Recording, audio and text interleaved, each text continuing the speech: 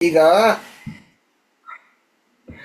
ಸರಿ, ನಾರಾಯಣಂ ನಿಖಿಲ ಪೂರ್ಣ ಗುಣೈಕ ದೇಹಂ ನಿರ್ದೋಷಮಾಪ್ಯತಮಪ್ಯಖಿಲೈ ಸುವಾಕ್ಯೈಃ ಅಸ್ಯೋದ್ಭವಾದಿದಮಶೇಷ ವಿಶೇಷತೋಪಿ ವಂದ್ಯಂ ಸದಾ ಪ್ರಿಯತಮಂ ಮಮ ಸನ್ನಮಾಮಿ. ಕೃಷ್ಣಾಯ ವಾಸುದೇವಾಯ ಹರಯೇ ಪರಮಾತ್ಮನೇ ಪ್ರಣತಃ ಕ್ಲೇಶನಾಶಾಯ ಗೋವಿಂದಾಯ ನಮೋ ನಮಃ. ಅಭ್ರಮಂ ಭಂಗರಹಿತಂ ಅಜಡಂ ವಿಮಲಂ ಸದಾ ಆನಂದತೀರ್ಥಮತುಳಂ ಭಜೆ ತಾಪತ್ರಯಾಪಹಂ. ಪೃಥ್ವೀಮಂಡಲಮಧ್ಯಸ್ಥಾಃ ಪೂರ್ಣಬೋಧಮತಾನುಗಾಃ ವೈಷ್ಣವಾಃ ವಿಷ್ಣುಹೃದಯಾಃ ತಾನ್ ನಮಸ್ಸೇ ಗುರುನ್ ಮಮ. ತಪಸ್ವಾಧ್ಯಾಯ ಶುಶ್ರೂಷಾ ಕೃಷ್ಣಪೂಜಾರತಂ ಮುನಿಂ ವಿಶ್ವೇಶಂ ಇಷ್ಟದಂ ವಂದೇ ಪರಿವ್ರಾಟ್ ಚಕ್ರವರ್ತಿನಂ. ಶ್ರೀ ಗುರುಭ್ಯೋ ನಮಃ. ಹರಿ ಓಂ. ಈ ಅವ್ಯಾಕೃತ ಆಕಾಶ ಅಂತ ಹೇಳಿದ್ರೆ ಅದು ಅದರ ಬಗ್ಗೆನಾ? ಹೌದು ಆಚಾರ್ಯ, ಅಲ್ಲಿ ಒಂದು ಸ್ಪಷ್ಟವಾಗಿದೆ, ನಾವು ನೋಡ್ತಾ ಇರೋ ಆಕಾಶ ಅಲ್ಲ ಅದು. ಹೌದು, ಅದಲ್ಲ. ಸೊ ಮೊಟ್ಟ ಮೊದಲಿಗೆ ಯಾವ ಆಕಾಶವೂ ಕೂಡ ಕಣ್ಣಿಗೆ ಕಾಣುವುದಿಲ್ಲ. ಕರೆಕ್ಟ್. ಆಕಾಶವು ರೂಪರಹಿತವಾದದ್ದು. ಅದರ ಗುಣವೇನೇ ಬರೀ ಶಬ್ದ. ಶಬ್ದ ಗುಣಕಂ ಆಕಾಶಂ ಅಂತ ಹೇಳಿ ಅದರ ಲಕ್ಷಣ. ಆದ್ದರಿಂದ ಶಬ್ದವೆಂಬ ಗುಣವುಳ್ಳದ್ದೇ ಹೊರತು ಅದು ರೂಪ ಇತ್ತು ಅಂದರೆ ಕಣ್ಣಿಗೆ ಕಾಣಿಸ್ತಾ ಇತ್ತು. ಈಗ ತಾರ್ಕಿಕರ ಪ್ರಕಾರ ಅನೇಕ ಆಕಾಶಗಳಿವೆ, ಅನೇಕ ಆಕಾಶ ತಾರ್ಕಿಕರ ಪ್ರಕಾರ. ನಮ್ಮ ಪ್ರಕಾರ ಅವ್ಯಾಕೃತ ಆಕಾಶ, ಭೂತಾಕಾಶ ಬೇರೆ. ಈ ಪಂಚಭೂತಗಳಲ್ಲಿ ಬರುವಂತಹ ಆ ಭೂತಾಕಾಶ ಬೇರೆ, ಹೌದು. ಅವ್ಯಾಕೃತ ಆಕಾಶ ಬೇರೆ. ಅದು ಈ ಪಂಚಭೂತಗಳಲ್ಲಿ ಬರುವಂಥದ್ದು ಅಲ್ಲ. ಅನಂತರ ತಾರ್ಕಿಕಗಳಲ್ಲಿ ಏನು ಭೇದ ಅಂತಂದ್ರೆ, ಅವರು ಏನು ಹೇಳ್ತಾರೆ ಅಂತಂದ್ರೆ, ಈಗ ನಿಮ್ಮ ಮನೆಯಲ್ಲಿ ಸ್ಥಳ ಇದೆ, ಮನೆಯ ಒಳಗಡೆ ಒಂದು ಸ್ಥಳ ಇದೆ. ಈಗ ಮಡಿಕೆಯಲ್ಲಿ ಸ್ಥಳ ಇದೆ, ಅದು ಒಂದು ಸ್ಪೇಸ್. ಆಕಾಶ ಅಂದ್ರೆ ಸ್ಪೇಸ್. ಮಡಿಕೆಯಲ್ಲಿ ಇರುವಂತಹ ಆಕಾಶವನ್ನ ನಾವು ಮಡಿಕೆಯ ಆಕಾಶ, ಸಂಸ್ಕೃತದಲ್ಲಿ ಅದನ್ನು ಕರಿತೇವೆ ಘಟಾಕಾಶ. ರಾಯರ ಮಠದಲ್ಲಿ ಇರುವಂತಹ ಆ ಒಂದು ಸ್ಪೇಸ್ ಅನ್ನು ನಾವು ಮಠಾಕಾಶ ಅಂತ ಕರಿತೇವೆ. ಈ ರೀತಿ ಸ್ಥಾನ ಭೇದೇನ, ಸ್ಥಾನದ ಭೇದದಿಂದಾಗಿ ಆಕಾಶಗಳಲ್ಲೂ ಭೇದ ಬರ್ತದೆ ಅಂತ ಅವರು. ಆದರೆ ನಾವು ಹಾಗಲ್ಲ. ಅವ್ಯಾಕೃತ ಆಕಾಶ ಅನ್ನೋದು ಒಂದೇ, ಅದು ನಿತ್ಯವಾದದ್ದು, ಅದು ಅಖಂಡವಾದದ್ದು, ಅದರಲ್ಲಿ ಭಿನ್ನತೆ ಇಲ್ಲ. ಆದರೆ ಈ ಭೂತಾಕಾಶ ಅಂತ ಏನಿದೆ ಅದರಲ್ಲಿ ಭಿನ್ನತೆ ಇದೆ ಅಂತ ನಾವು ಒಪ್ತೇವೆ. ಅದರಲ್ಲೂ ಕೂಡ ನಾವು ಇದೇ ರೀತಿ ಘಟಾಕಾಶ, ಮಠಾಕಾಶ, ಎಲ್ಲೆಲ್ಲಿ ಸ್ಥಳಗಳಿದೆನೋ ಆಯಾಯ ಆಕಾಶಗಳು ಅದಕ್ಕೆ ಸಂಬಂಧಪಟ್ಟದ್ದು ಅಂತ ಒಪ್ಪೋದು. ಆಮೇಲೆ ಅವ್ಯಕ್ತೋಕ್ಷರ ಉಚ್ಯತೆ ಅಂತ ಅದರ ಬಗ್ಗೆ ಏನೋ ಹೇಳಿದ್ರಿ. ಅದೇ ಪರಮಾತ್ಮ ಅವ್ಯಕ್ತ. ಅಂತಂದ್ರೆ ಅಕಾರ ಶಬ್ದವಾಚ್ಯನಾದವರು ಬ್ರಹ್ಮದೇವರು, ವಾಯುದೇವರು ಆಗ್ತಾರೆ. ಅವರಿಗೆ ವ್ಯಕ್ತನಾಗುವವನು ಅವರಿಗೆ ವಿಶೇಷವಾಗಿ ತನ್ನ ರೂಪವನ್ನು ತೋರಿಸ್ತಾನೆ. ಅದರಿಂದಾಗಿ ಅವ್ಯಕ್ತ ಅಂತಲೂ ಹೇಳಬಹುದು. ಚತುರ್ಮುಖ ಬ್ರಹ್ಮದೇವರಿಗೆ ಮತ್ತೆ ವಾಯುದೇವರಿಗೆ ಅಜ ಅಂದ್ರೆ ಅಜ ಅಂದ್ರೆ ಬ್ರಹ್ಮ. ಅವರಿಗೆ ವಿಶೇಷವಾದ ತನ್ನ ಒಂದು ರೂಪವನ್ನ ತೋರಿಸ್ತಾನೆ, ಅವರ ಮುಂದೆ ವ್ಯಕ್ತಪಡಿಸ್ತಾನೆ. ಅದರಿಂದಾಗಿ ಅವ್ಯಕ್ತ. ಅವ್ಯಕ್ತ ಅಂದ್ರೆ ಕಣ್ಣಿಗೆ ಗೋಚರ ಆಗಲ್ಲ. ಸಂಪೂರ್ಣವಾಗಿ ನೀವು ಅದನ್ನ ತಗೊಳ್ತೀರಿ ಅಂತಂದ್ರೆ ಅವ್ಯಕ್ತ. ಕಣ್ಣಿಗೆ ಮಾತ್ರ ಅಲ್ಲ, ಯಾವ ಇಂದ್ರಿಯಿಂದನೂ ಗೋಚರ ಆಗೋಲ್ಲ. ಕರೆಕ್ಟ್, ಯಾವ ಇಂದ್ರಿಗೂ ಗೋಚರ ಆಗಲ್ಲ. ಅಂದ್ರೆ ಅದಕ್ಕೆ ಮತ್ತೆ ಈಗ ಅದು ಎರಡು ಅದಕ್ಕೆ ಅರ್ಥ ಮಾಡ್ಕೋಬಹುದು. ನಾವು ಮೂಡ್ರು, ಅದಕ್ಕೋಸ್ಕರ ಸಿಂಪಲ್ ಲ್ಯಾಂಗ್ವೇಜ್ ನಲ್ಲಿ ಹೇಳ್ತಾ ಇದ್ದೀನಿ, ಸಿಂಪಲ್ ಭಾಷೆನಲ್ಲಿ. ಅದು ಸ್ಕೈ ಅಲ್ಲ, ಅದು ಸ್ಪೇಸು ಅಲ್ಲ, ಮತ್ತೆ ಬೇರೆ ಲೋಕ. ನೀವು ಶಬ್ದಾರ್ಥ ಅಂದಾಗ ನಂಗೆ ತಲೆಯಲ್ಲಿ ಏನ್ ಬಂತು ಅಂದ್ರೆ ಓಂಕಾರ ಬರುತ್ತೆ ನೋಡಿ, ಬರೀ ಶಬ್ದ ಅದು. ಅದರಿಂದ ಎಲ್ಲ ವಾಕ್ಯ ಎಲ್ಲ ವ್ಯಕ್ತ ಆಗತ್ತೆ. ಓಂಕಾರ ಇಂದ ಗಾಯತ್ರಿ ಬರುತ್ತೆ, ಅದೆಲ್ಲ ಸ್ಪ್ರೆಡ್ ಶೀಟ್ ಕಳ್ಸಿದ್ನಲ್ಲ, ಎಲ್ಲ ಗಾಯತ್ರಿ, ಪುರುಷ ಸೂಕ್ತ ಮತ್ತೆ ವಿಷ್ಣು ಸಹಸ್ರನಾಮ ಎಲ್ಲ ಒಂದೊಂದ ಎಲ್ಲ ಅದು ತಾರತಮ್ಯ ಅಂತ ಸ್ವರಗಳು ಎಲ್ಲ. ಸೊ ಅಂತ ಆಕಾಶನ ಅಂತ. ಇದು ಅವ್ಯಕ್ತಕ್ಕೆ ಆಕಾಶವನ್ನು ಅವ್ಯಕ್ತ ಅಂತ ಯಾಕೆ ಅಂತಾರೆ ಅಂತ ಹೇಳಿದ್ರೆ ಕಣ್ಣಿಗೆ ಕಾಣೋದಿಲ್ಲ ಆದ್ರಿಂದಾಗಿ. ಕರೆಕ್ಟ್. ಇದು ಬರೀ ಹೌದಾ? ಕಿವಿ ಕೇಳಿಸುತ್ತೆ ಅಂತ ಹೇಳ್ತೀರಿ ನೀವು. ಅಷ್ಟೇ ಅಷ್ಟೇ. ಅದು ಒಂದ್ ಕಣ್ಣಿಗೆ ಕಾಣೋದು ಸ್ಥಳ ಮಾತ್ರ, ಆ ಸ್ಥಳವೇ ಆಕಾಶ ಅಲ್ಲ. ಆಯ್ತಾಯ್ತು. ಸರಿನಾ?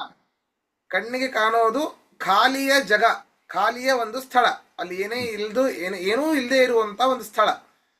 ಹೌದೌದು. ಹೌದಾ? ಆದ್ರೆ ಅದರಿಂದ ನಮಗೆ ಕೇಳಿಸುವ ಅನುಭವಕ್ಕೆ ಬರುತ್ತೆ ನಮಗೆ ಆಕಾಶ. ಹೇಗೆ? ಶಬ್ದ ಮೂಲಕ. ಹ್ಮ್ ಹ್ಮ್ ಶಬ್ದ ಬರ್ತಾ ಇದೆ ಅಂತಂದ್ರೆ ಅಲ್ಲಿ ಸ್ಥಳ ಇದೆ ಅಂತ ಅರ್ಥ, ಅರ್ಥಾತ್ ಅಲ್ಲಿ ಆಕಾಶ ಇದೆ ಅಂತ ಅರ್ಥ. ಹ್ಮ್ ಹ್ಮ್ ಹ್ಮ್ ಹ್ಮ್ ಹ್ಮ್. ಹಾಗಾದ್ರೆ ನಮ್ಮ ಕಣ್ಣು ಕಾಣೋ ಆಕಾಶ ಯಾವುದು? ಅದು ಭೂತಾಕಾಶ. ಅದ್ಭುತ ಆಕಾಶ. ಭೂತಾಕಾಶ. ಪಂಚಭೂತಗಳದು. ಅಂದ್ರೆ ಪಂಚಭೂತಗಳಲ್ಲಿ ಬರುವಂತ. ಪಂಚಭೂತಗಳದ್ದು. ಹೌದು ಹೌದು. ಅದನ್ನು ಹಾಗೆ ಬೇಗ ಕಾಣಲ್ಲ, ಹೋಗ್ತಾ ಅಷ್ಟು ಅವ್ಯಾಕೃತ ಆಕಾಶ ಅದು ಅಖಂಡವಾದದ್ದು. ಅಂದ್ರೆ ಅದರಲ್ಲಿ ಏನು ಹೇಳಿದ್ನಲ್ಲ, ಈ ಮಠಾಕಾಶ ಘಟಾಕಾಶ ಅಂತ ಭೇದಗಳಿಲ್ಲ. ಅದು ಬಹಳ, ಅದೊಂದು ಲೋಕವೇನು ಅವ್ರು ಹೇಳಿದ ಹಾಗೆ ಮೇರೆ ಒಂದು ಬಹಳ ಎತ್ತರವಾದ ಲೋಕದಲ್ಲಿ ಬರುತ್ತದು. ಅದರಲ್ಲಿ ಯಾವುದೇ ರೀತಿಯಾದಂತಹ ಪ್ರಕಾರಗಳಿಲ್ಲ. ಅದರಲ್ಲಿ ಭಿನ್ನತೆ ಅನ್ನುವಂಥದ್ದು ಇದು ಬೇರೆ, ಈ ಆಕಾಶ ಬೇರೆ, ಈ ಆಕಾಶ ಬೇರೆ ಅಂತ ಭಿನ್ನ ಭಿನ್ನವಾಗಿ ಹೇಳಿಕ್ ಬರೋದಿಲ್ಲ ಅದನ್ನ. ಅದರಿಂದ ನಾವು ಆಕಾಶ ಅಂತಂದ್ರೆ ಆಸಮಂತಾತ್ ಕಾಶತೆ ಇತಿ ಆಕಾಶ ಅಂತನೂ ಅರ್ಥ ಮಾಡಬಹುದು. ಎಲ್ಲಿಯ ತನಕ ಹೊಳೆಯುತ್ತೋ ಅಲ್ಲಿಯ ತನಕ, ಎಲ್ಲಿಯ ತನಕ ಅದು ಕಾಣಿಸುತ್ತೋ ಅಲ್ಲಿಯ ತನಕ ಅದು ಆಕಾಶ ಅಂತ. ಆಸಮಂತಾತ್ ಕಾಶತೆ, ಪ್ರಕಾಶತೆ ಇತ್ಯರ್ಥ. ಕಾಶತೆ ಅಂದ್ರೆ ಕಾಶ್ರದೀಪ್ತವು ಅಂತ ಧಾತು. ಯಾರು ಆ ರೀತಿ ಹೊಳೆಯುವಂತವರು? ಆಚಾರ್ಯ ಪರಮಾತ್ಮ. ಇನ್ನೊಮ್ಮೆ ಹೇಳಿ ಆಚಾರ್ಯ. ಆಗಮಂತಾತ್ ಆಸಮಂತಾತ್, ಆಸಮಂತ ಆಸಮಂತಾತ್ ಕಾಶತೆ ಇತಿ ಆಕಾಶ ಅಂತ ಆ ಶಬ್ದದ ಅರ್ಥ. ಅಂದ್ರೆ ಎಷ್ಟು ದೂರ ಕಾಣಿಸುತ್ತೋ. ಎಲ್ಲಿಯ ತನಕ ಬಹಳ, ಅದಕ್ಕೆ ಒಂದು ಮಿತಿಯೇ ಇಲ್ಲ, ಅಲ್ಲಿಯ ತನಕ ಹೊಳಿತಾನೇ ಇರ್ತದೆ. ಸೂರ್ಯನ ಕಿರಣ ಒಂದು ಎಲ್ಲಿಗೆ ಮಿತಿ? ಒಂದು ಭೂಮಿಗೆ ಬೀಳಬಹುದು. ನಮಗೆ ದಿಗಂತ ಗೊತ್ತಿರುವಂತದ್ದು ಇದ್ದಂಗೆ. ಬೇರೆ ಗ್ರಹಗಳಿಗೆ ವಿದ್ಯೆ ಬೀಳುತ್ತೆ, ಇಲ್ಲ ಅಂತ ಹೇಳ್ತಿಲ್ಲ. ಆದ್ರೆ ನಾವು ಈ ಒಂದು ಭೂಮಿಯಲ್ಲಿ ಇರಬೇಕಾದ್ರೆ ಸೂರ್ಯನ ಒಂದು ಕಿರಣಗಳು ಮಿತಿ ಇದೆ. ಸಾಯಂಕಾಲ ಆಯ್ತು ಸೂರ್ಯಾಸ್ತವಾಗತ್ತೆ. ಅದೇ ಆಕಾಶ ಹಾಗಲ್ಲ. ಸೂರ್ಯ ಇದ್ದಾಗ್ಲೂ ಇರ್ತದೆ, ಇಲ್ಲೇ ಇದ್ದಾಗ್ಲೂ ಇರ್ತದೆ, ಸದಾ ಕಾಲ ಇರ್ತದೆ, ಅನಂತ. ಅನಂತ. ಆದ್ದರಿಂದ ಆಸಮಂತಾತ್ ಕಾಶತೆ ಅಂದ್ರೆ ಕಾಶತೆ ಅಂತ ಹೇಳಿದ್ನಲ್ಲ, ಇದು ಕಾಶರ ದೀಪ್ತವು ಅಂತ ಧಾತು. ಅಂದ್ರೆ ಹೊಳೆಯುತ್ತೆ. ಏನು ಹೊಳೆಯೋದು? ಪರಮಾತ್ಮನ ಕೀರ್ತಿ, ಪರಮಾತ್ಮನ ಗುಣಗಳು, ಪರಮಾತ್ಮನ ಚಿಂತನೆ, ಪರಮಾತ್ಮನ ಒಂದು ರೂಪ. ಆದ್ದರಿಂದ ಆಕಾಶ ಶಬ್ದ ವಾಚ್ಯವಾದದ್ದು ಪರಮಾತ್ಮನೇನೆ, ವಾಚ್ಯವಾದವನು ಪರಮಾತ್ಮನೇನೆ. ನಮಗೆ ಇನ್ನೊಂದು ಹೇಳ್ತಾರೆ, ಏನ್ ಹೇಳಿ? ನಮ್ಗೆ ಅರ್ಥ ಆಗೋದು, ನಮ್ಗೆ ಹಿಡಿತಕ್ ಬರೋದು ಅಂತ ವಿಷಯ ಅಲ್ಲ ಇದು. ಪರಮಾತ್ಮ ನಾವು ಹೌದು, ಹೌದು. ಎಷ್ಟೇ ಪಲ್ಟಿ ಹೊಡೆದ್ರು ನಮ್ಗೆ ಅರ್ಥ ಆಗಲ್ಲ. ಅದು ಬ್ರಹ್ಮ ಲಕ್ಷ್ಮೀ ದೇವರಿಗೇನೆ ಅರ್ಥ ಆಗಿಲ್ಲ, ನಮ್ಗೇನ್ ಅರ್ಥ ಆಗುತ್ತೆ? ಹೌದು. ಅದು ಅರ್ಥ ಆದ್ರೆ ಪರಮಾತ್ಮನೇ ಅಲ್ಲ ಅವನು. ಸಾರಿ, ನೀವೇನೋ ಹೇಳ್ತಾ ಇದ್ರಿ. ಏನ್ ಹೇಳ್ತಿದ್ದೆ? ಪರಮಾತ್ಮನ ವಿಷಯ. ಆಕಾಶದ ಬಗ್ಗೆ ಇನ್ನೊಂದು ಹೇಳ್ತಾ ಇದ್ದೆ. ಆಸಮಂತಾತ್ ಕಾಶತೆ ಇತಿ ಆಕಾಶ. ಇಲ್ಲಿ ಮರ್ತೋಯ್ತು ಬಿಡಿ, ಇರ್ಲಿ. ಓಕೆ, ಹೋಗ್ಲಿ. ಆಮೇಲೆ ಆಚಾರ್ಯ, ಆಮೇಲೆ ತಮ್ಮಲ್ಲಿ ಒಂದು ವಿನಂತಿ. ಹಾ ಇವಾಗ ಭೀಷ್ಮಾಷ್ಟಮಿ ಬರುತ್ತೆ, ಹಾ 5ನೇ ತಾರೀಕು. ಹಾ ನೀವು ಇವತ್ತು ಒಂದು ಶ್ಲೋಕ ಆದ್ಮೇಲೆ ದಯವಿಟ್ಟು ಅದ್ರ ಬಗ್ಗೆ ಹೇಳಿದ್ರೆ ನಾವು ಯಾತಕ್ಕೆ ತರ್ಪಣ ಕೊಡ್ತೀವಿ, ಯಾಕೆ ಕೊಡಲಿ, ಆ ವಿಚಾರವಾಗಿ ಒಂದು ಚೂರು ಹೇಳಿದ್ರೆ ಸೋಮವಾರ ಹೇಳೋಣ, ಸ್ವಲ್ಪ ಜನ ಬರ್ಲಿ. ಆಯ್ತಾಚಾರ್ಯ. ಅದೇ ನನ್ನ ಪ್ರಶ್ನೆ. ಹಾಗೆ. ಈಗ ಪುಣ್ಯ ದಿನಗಳು ಬರ್ತಾ ಇದಲ್ಲ, ಭೀಷ್ಮಾಷ್ಟಮಿ, ಮಧ್ವ ನವಮಿ, ಇವರೆಲ್ಲರೂ ನೀನಂತಾರೆ ಅಪ್ರೋಕ್ಷ ಜ್ಞಾನಿಗಳು. ಅವ್ರಿಗೇನು ಯಾವ ಸಂಬಂಧನೂ ಇಲ್ಲ. ನಮ್ಗೆ ಉದಾಹರಣೆ ಕೊಡೋಕೆ ಇವೆರಡು ದಿನಗಳು ಸೆಲೆಕ್ಟ್ ಮಾಡಿ, ಅದು 8ನೇ ಅಧ್ಯಾಯ ಹೇಳ್ದಂಗೆ ಅಷ್ಟು ಮುಹೂರ್ತ ಸೇರ್ಕೊಂಡು ಬರುತ್ತೆ. ಅಷ್ಟು ಒಳ್ಳೆ ಪುಣ್ಯ ದಿನ. ಅವ್ರ ಹರಿಪಾದ ಇದ್ದೇ ಇತ್ತು. ಆದ್ರೆ ನಮಗೆ ಒಂಥರ ಮಾರ್ಗದರ್ಶನ ಮಾಡೋಕೆ ಅದನ್ನ ಸೆಲೆಕ್ಟ್ ಮಾಡಿ ಒಂಥರ ಉದಾಹರಣೆ ಕೊಟ್ಟಂಗಾಯ್ತು. ಅದು ನಮ್ಗೆ ಗೋಚರ ಅಲ್ಲ. ಹೋಗಿ ಹಬ್ಬ ಮಾಡ್ತೀವಿ, ಹೋಳಿಗೆ ಮಾಡ್ಕೊಂಡು ತಿಂದ್ಬಿಡ್ತೀವಿ ಅಷ್ಟೇನೆ, ಬೇರೆ ಏನು ಗೊತ್ತಾಗಲ್ಲ. ಆ, ಗೊತ್ತಾಗಲ್ಲ ಅಂತ ಅಲ್ಲ, ಯಾರು ನಮ್ಗೆ ಕೂತ್ಕೊಂಡು ಎಕ್ಸ್ಪ್ಲೈನ್ ಮಾಡಿಲ್ಲ. ಈಗ ನೀವು ಸದ್ಯಕ್ಕೆ ನೀವು ಹೇಳ್ತಾ ಇರೋದನ್ನು ಆಮೇಲೆ ದಿನಗಳು ಕೂಡ್ಕೊಂಡ್ ಬಂದಿದೆ, ಅಂತ ದಿನ ಸರಿ ಇದೆ ಅಂತ ನಾವು ನನ್ಗೆ. ಯಾರನ್ನ ಕೇಳಿಲ್ಲ, ಹಾ, ಡೀಪ್ ಆಗಿ ಯಾರನ್ನು ಕೇಳಿಲ್ಲ. ಹೌದಮ್ಮ. ಸರಿ, ಹೇಳೋಣ ಸೋಮವಾರ ಹೇಳ್ತೇನೆ. ಆಯ್ತು. ಹಾ. ಆದ್ರೆ ಮಧ್ವನವಮಿ ದಿವಸ ಮಾತ್ರ ಸುಮಧ್ವಿಜಯ ಪಾರಾಯಣ ಇದೆ, ಹೋಗ್ತೀವಿ. ಓಕೆ, ಮಾಡೋಣ ನಾವು ಹಾಗಾದ್ರೆ. ಹೇಳ್ಕೊಟ್ಟಿದ್ದು. ಅವ್ರ ಪಾಠ ಇಲ್ವಾ? ಅಲ್ಲ, ಬೆಳಗ್ಗೆ ಆಗೋಗತ್ತೆ ಆಚಾರ್ಯ, 16 ಸರಿ ಸರ್ಕಲ್ಮೆ ಸರಿ ಬೆಳಗ್ಗೆ ಸರಿ ಆಗತ್ತೆ. ಹ್ಮ್ ಓಕೆ, ಮಾಡ್ತಲ್ಲಿ ಆಗ್ಲಿ. ಒಂದ್ 10 ಜನ ಬರ್ತಾರೆ. ಹ್ಮ್. ನೀವು ಹೇಳ್ಕೊಟ್ಟಿದ್ದೇನೆ ನಾವು ಅಲ್ಲಿ ಏನೋ 2 ಅಕ್ಷರ ಹೇಳ್ತೀವಿ ಅವ್ರ ಜೊತೆ ಸೇರ್ಕೊಂಡು. ಅಯ್ಯೋ, ನಾ ಏನ್ರಿ ಹೇಳ್ಕೊಟ್ಟು. ಪಂಡಿತರ ಜೊತೆ ಸೇರ್ಕೊಳ್ತೀನಿ ಒಬ್ಬ ಪಾಮ್ರ. ಹೂವಿನ ಜೊತೆ ದಾರವೂ ಮೋಕ್ಷಕ್ಕೆ ಹೋಯ್ತಂತೆ. ಅಷ್ಟೇ. ಹಾಗೆ ಆಗಿರೋದು ಆಚಾರ್ಯ. ದಾರ ದಾರ ಬೇರು ಎಲ್ಲ. ದಾರ ಕಸಕಡ್ಡಿ ನಮ್ಮಂತವ್ರು ಎಲ್ಲ ಸೇರ್ಕೊಂಡ್ಬಿಡ್ತೀವಿ. ಸರಿ, ಮುಂದೆ ಹೋಗೋಣ. 7ನೇ ಶ್ಲೋಕದ ಅರ್ಥ ಆಗಬೇ 7ನೇ ಶ್ಲೋಕದ್ದು ಅರ್ಥ ಆಗಬೇಕು. ಆಗಿದೆ. 8ನೇ ಎಂಟನೇ ಶ್ಲೋಕ. ಶ್ಲೋಕ. ಹೌದು, 8ನೇ ಶ್ಲೋಕ. ಹೌದು. ಇನ್ನೊಮ್ಮೆ ಶ್ಲೋಕವನ್ನು ಓದೋಣ. ಪ್ರಕೃತಿಂ ಸ್ವಾಮವಷ್ಟಭ್ಯ ವಿಸೃಜಾಮಿ ಪುನಃ ಪುನಃ ಭೂತಗ್ರಾಮಮಿಮಂ ಕೃಷ್ಣಂ ಅವಶಂ ಪ್ರಕೃತೇರ್ವಶಾತ್.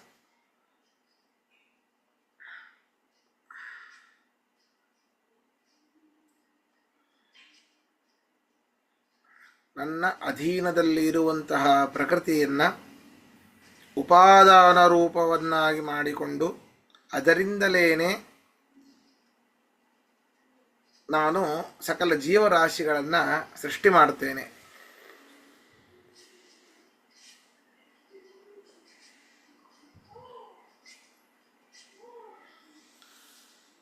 ನಾನು ಭೂತಗ್ರಾಮಮಿಮಂ ಕೃಸ್ತಂ ಅವಶಂ ಪ್ರಕೃತೇರ್ವಶಾತ್. ಪ್ರಕೃತಿಯನ್ನು ಅಸ್ವತಂತ್ರವಾದ ನನ್ನ ಅಧೀನವಾಗಿ ಇರುವಂತಹ ಈ ಪ್ರಕೃತಿಯನ್ನೇ ಉಪಾದಾನ ಕಾರಣ ಅಂತ ಹೇಳಿದ್ದೇನೆ. ಆ ಒಂದು ಹೇಗೆ ಮಡಿಕೆಗೆ ಮಣ್ಣು ಉಪಾದಾನ ಕಾರಣವು, ಮಣ್ಣೇ ಮಡಿಕೆಯಾಗಿ ಪರಿವರ್ತನೆ ಆಗುತ್ತೋ ಹಾಗೆ ಪ್ರಕೃತಿಯನ್ನೇ ನಾನು ಜೀವರಾಶಿಗಳು ಇತ್ಯಾದಿಗಳನ್ನಾಗಿ ಮಾಡಿ ನಾನು ಮತ್ತೆ ಸೃಷ್ಟಿ ಮಾಡುತ್ತೇನೆ ಅಂತ ಇದರ ತಾತ್ಪರ್ಯ. ಇದರ ಅರ್ಥವನ್ನು ನೋಡೋಣ. ಸ್ವಾಂ, ನನ್ನ ಅಧೀನವಾದ,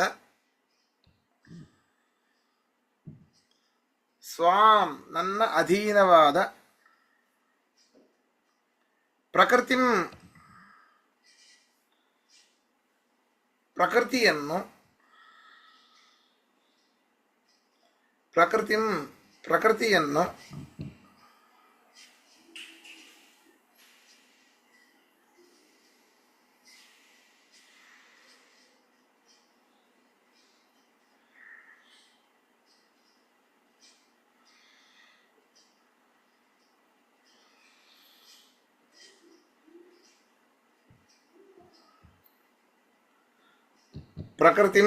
ಪ್ರಕೃತಿಯನ್ನು ಅವಷ್ಟಭ್ಯ ಉಪಾದಾನವನ್ನಾಗಿಸಿ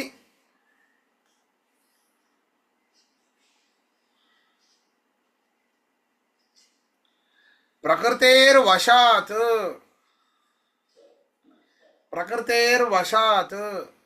ಆ ಪ್ರಕೃತಿಯ ವಶದಲ್ಲಿರುವ ಸಕಲ ಜೀವರಾಶಿಗಳನ್ನು, ಆ ಪ್ರಕೃತಿಯ ವಶದಲ್ಲಿರುವ ಸಕಲ ಜೀವರಾಶಿಗಳನ್ನು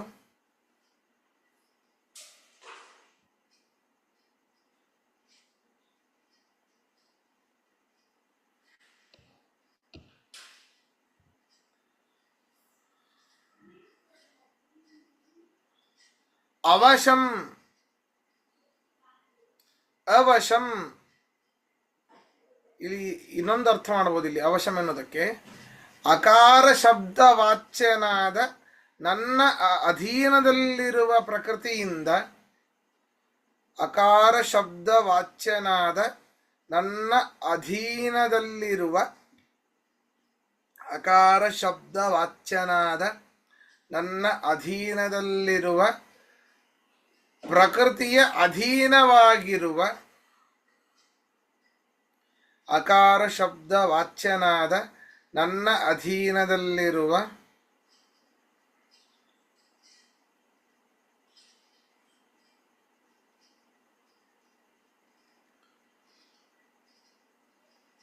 ಅಕಾರ ಶಬ್ದ ವಾಚ್ಯನಾದ ನನ್ನ ಅಧೀನದಲ್ಲಿರುವ ಪ್ರಕೃತಿಯ ವಶದಲ್ಲಿರುವ, ಪ್ರಕೃತಿಯ ವಶದಲ್ಲಿರುವ ಇಮಂ ಈ, ಇಮಂ ಈ ಕೃತ್ಸ್ನಂ, ಕೃತ್ಸ್ನಂ ಸಂಪೂರ್ಣವಾದ, ಕೃತ್ಸ್ನಂ ಸಂಪೂರ್ಣವಾದ ಭೂತಗ್ರಾಮಂ, ಭೂತಗ್ರಾಮಂ ಸಕಲ ಜೀವರಾಶಿಗಳನ್ನು, ಸಕಲ ಜೀವರಾಶಿಗಳನ್ನು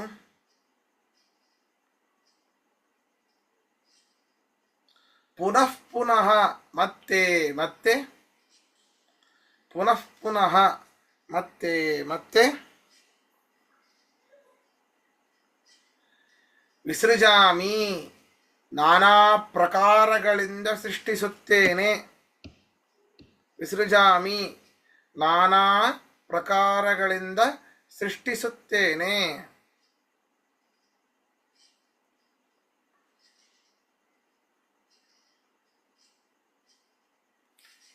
ಪ್ರಶ್ನೆ ಇದ್ರೆ ಕೇಳಿ.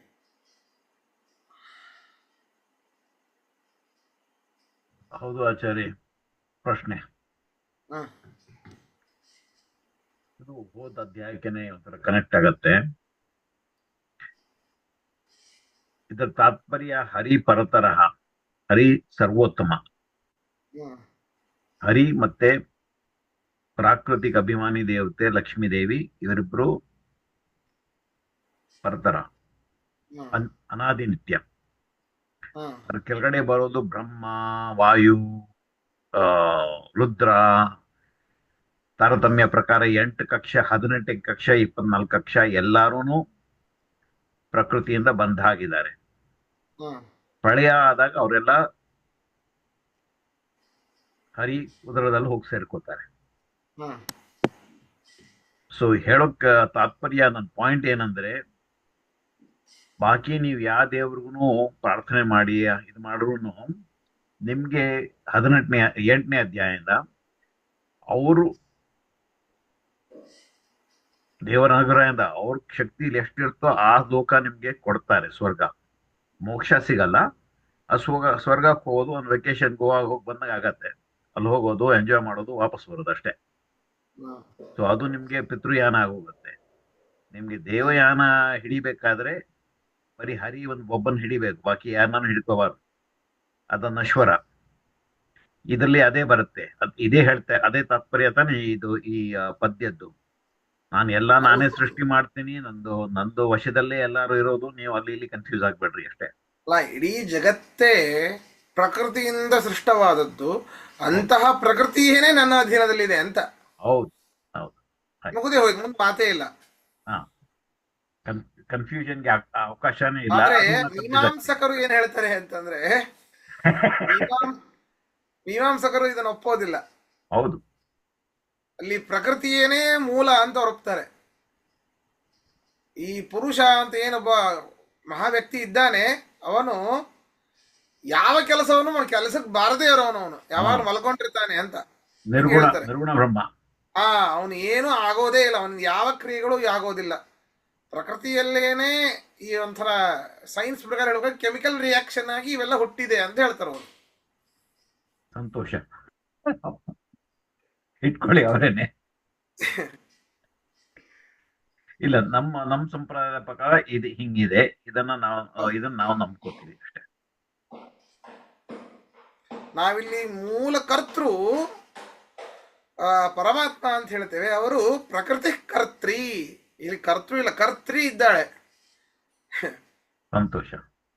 ಪ್ರಕೃತಿಯೇನೇ ನಮಗೆ ಮೂಲ, ನಾವು ಅದನ್ನೇ ಆರಾಧನೆ ಮಾಡಬೇಕು ಅಂತ ಅವರು. ಪುರುಷಸ್ತು ಪುಷ್ಕರ ಫಲಾಶವದ್ ನಿರ್ಲೇಪ, ಅವರ ಸಾಂಖ್ಯದಲ್ಲಿ ಮೀಮಾಂಸಕರದಲ್ಲಿ ಬರುವಂಥದ್ದು, ಅವರ ಮತದಲ್ಲಿ ಪುಷ್ಕರ ಫಲಾಶವದ ನಿರ್ಲೇಪ. ಏನು ಈಗ ಕಮಲದೆಲೆಯ ಮೇಲೆ ನೀರು ಹೇಗೆ ನಿಂದಿರೋದಿಲ್ವೋ ಹಾಗೆ ಅವನಲ್ಲಿ ಏನೂ ಇಲ್ಲ, ಯಾವ ಗುಣಗಳೂ ಇಲ್ಲ, ಅವನು ಯಾವುದು ಕೆಲಸದ ಬಾರದೇ ಇರೋ ಸುಮ್ಮನೆ ಇದ್ದಾನಷ್ಟೇ, ಹೆಸರಿಗಿದ್ದಾನೆ ಪುರುಷ ಅಂತ. ಪ್ರೆಸಿಡೆಂಟ್ ಆಫ್ ಇಂಡಿಯಾ ತರ. ಸರಿ, ಹೋಗ್ಲಿ. ಪ್ರೈಮ್ ಮಿನಿಸ್ಟರ್ ಮನಮೋಹನ್ ಸಿಂಗ್ ಇದ್ರಲ್ಲ ಹಾಗೆ. ಅವ್ರು ಬಿಟ್ಬಿಡ. ಬಟ್ ಅಲ್ಲ, ಅವರು ಪ್ರಕೃತಿನ ಅವರೇ ಪುರುಷನೇ ಕ್ರಿಯೇಟ್ ಮಾಡಿದ್ದಾರೆ ಅಂತಾದ್ರೂ ನಂಬ್ತಾರೇನೋ? ಇಲ್ಲ ಇಲ್ಲ ಇಲ್ಲ ಇಲ್ಲ, ಅದು ಪ್ರಕೃತಿ ನಂಬಲ್ಲ. ಅನಾದಿ ನಿತ್ಯವಾದದ್ದು, ಅದು ಯಾರು ಕ್ರಿಯೇಟ್ ಮಾಡೇ ಇಲ್ಲ. ಹ್ಮ್. ಅಲ್ಲ, ಅವ್ರು ಹೇಳೋದು ಅವ್ರು ಹೇಳೋದು ಹೇಳ್ತಾ ಇದ್ದೀನಿ, ಮೀಮಾಂಸರು. ಹಾ, ಮೀಮಾಂಸಕರೇ, ಅದನ್ನ ಯಾರು ಸೃಷ್ಟಿ ಮಾಡೇ ಇಲ್ಲ. ಇಲ್ಲ. ಅದನ್ನ ನಾವು ಒಪ್ತೇವೆ, ಹಾ, ಪ್ರಕೃತಿ ಯಾರು ಸೃಷ್ಟಿ ಮಾಡಿಲ್ಲ. ಆದರೆ ಸೃಷ್ಟವಾಗದೇ ಇರುವಂತಹ ಪ್ರಕೃತಿ ಪರಮಾತ್ಮನ ಅಧೀನದಲ್ಲಿದೆ ಅಂತ ನಾವು ಒಪ್ತೇವೆ, ಅವರು ಅದನ್ನ ಒಪ್ಪೋದಿಲ್ಲ ಅವ್ರು ಒಪ್ಪಲ್ಲ. ಕರೆಕ್ಟ್. ಅಷ್ಟೇ. ನೀವು ಹೇಳಿದ್ದಕ್ಕೆ ಅದೇ ನಮ್ದು ಫಂಡಮೆಂಟಲ್ ಮೊದಲನೇ ಸ್ಲೈಡ್. ಸಂಪ್ರದಾಯದಲ್ಲಿ, ಮಧ್ವ ಮತದಲ್ಲಿ ಅನಾದಿ ನಿತ್ಯ ಇರೋದು ಹರಿ ಪರತರ, ಪ್ರಕೃತಿ ಅಭಿಮಾನಿ ದೇವತೆ ಲಕ್ಷ್ಮಿ, ಹ್ಮ್ ಮೂರನೇದು ಜೀವಗಣ, ಹರೇ ಅನುಚರ, ಆಮೇಲೆ ಆಗಮ. ಹೌದು ಪ್ರಳಯದಲ್ಲಿ ಎಲ್ಲ ಹರಿ ಉದರದಲ್ಲಿ ಹೋಗಿ ಸೇರ್ಕೊಳುತ್ತೆ. ಅನಾದಿ ನಿತ್ಯ ಆಗಿರ್ಬೋದು, ಅದನ್ನ ನೀವೆಲ್ಲ ಅನುಚರ, ಹರಿಗೆ ನೀವು ಸೇರಿದೀವಿ. ಸೊ ಹರಿ, ನೀವು ಅನಾದಿ ನಿತ್ಯ ಆದ್ರೂ ನಿಮ್ಗೇನು ಇಂಡಿಪೆಂಡೆನ್ಸ್, ಸ್ವತಂತ್ರ ಇಲ್ಲ, ಅವನೊಬ್ನೇ ಸ್ವತಂತ್ರ, ನಾವೆಲ್ಲ ಪರತಂತ್ರಗಳು. ಹೌದು. ಧನ್ಯವಾದ. ಅವನು ಮನಸ್ಸು ಮಾಡಿದ್ರೇನೆ ಅನಾದಿ ನಿತ್ಯವಾದ ಪ್ರಕೃತಿಯಿಂದಾಗಿ ಉಳಿದೆಲ್ಲವ ಈ ಚರಾಚರ ಪ್ರಪಂಚ ಎಲ್ಲವೂ ಕೂಡ ಸೃಷ್ಟಿ ಆಗ್ಲಿಕ್ಕೆ ಸಾಧ್ಯ. ಹೌದು ಹೌದು. ಇಲ್ಲ ಅಂದ್ರೆ ಏನೂ ಆಗೋದಿಲ್ಲ. ಸರಿ, ಹಾಗಾದ್ರೆ ಇವತ್ತಿನ ಪಾಠ ಇಲ್ಲೇ ಮುಗಿಸೋಣ. ಶ್ರೀಕೃಷ್ಣಾರ್ಪಣಮಸ್ತು. ಮಧ್ವೇಶಾರ್ಪಣ.